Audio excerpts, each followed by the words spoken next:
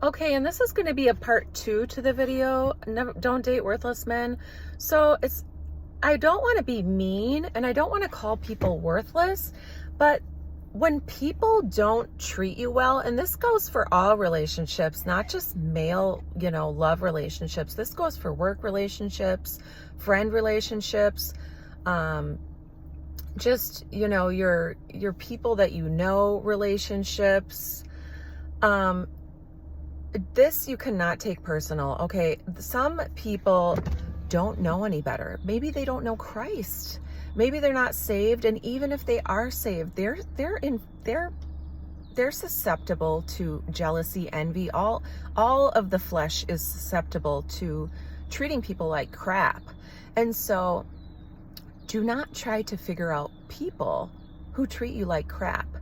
Just know the difference. Know the difference. In fact, the serenity prayer for codependency is, God, grant me the serenity to accept the people I cannot change, courage to change the people I can, and wisdom to know that it's me. I'm the only person I can change. When people treat you like crap, even if they're saying nice things to you and smiling in your face, they have to be fake. Like, they haven't learned that lesson yet. And so when people treat you like crap, just know that you know the difference. Don't get gaslit by them like you think you're doing something wrong. They're not at your level. So stay level-headed and level up. Stay leveled up and level-headed. Look at it, know what it is. Be assertive about it, maybe say something about it, but sometimes they'll be fake and they're not going to take accountability.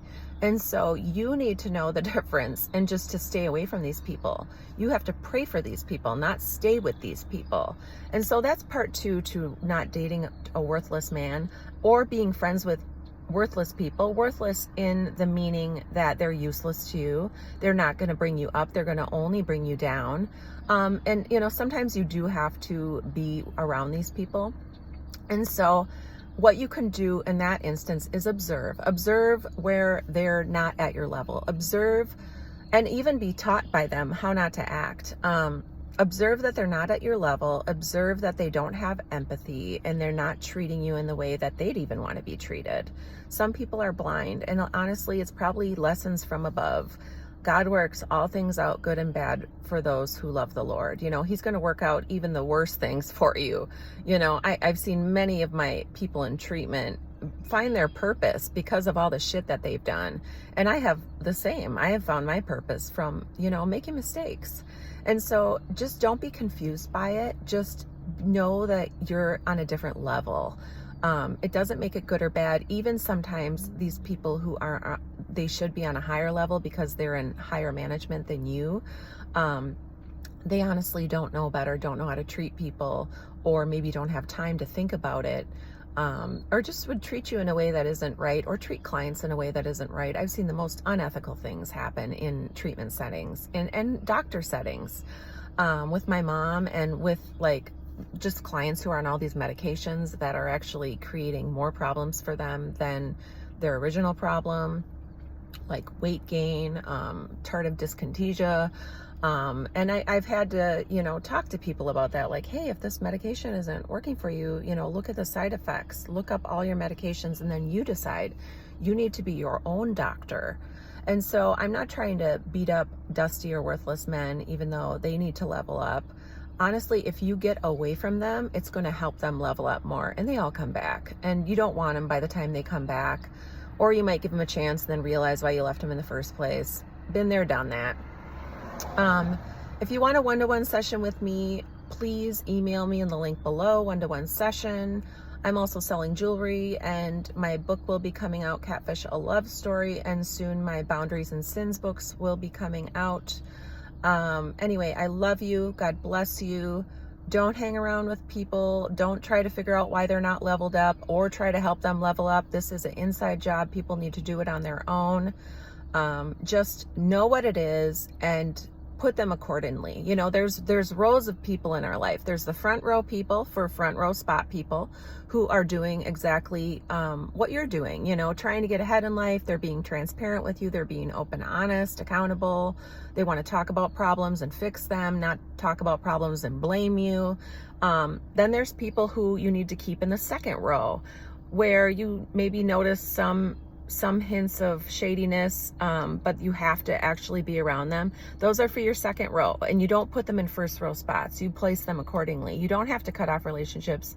I do, but I'm crazy like that because I like to isolate and do research and, figure things out. God has me in an isolation season right now. So basically nobody gets in the second row. There's only front row people unless there's money involved.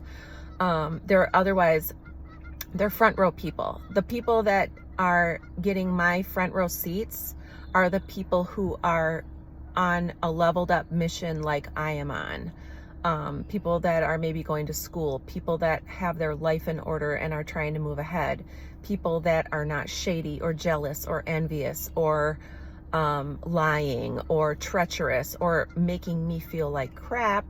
Those people need to be in rows 3 or 4, so there's like 4 rows. The first row is people you keep open, you keep your time open for those people who are basically a fresh slate people who make you feel super good, people who you can talk to and feel heard and attuned with.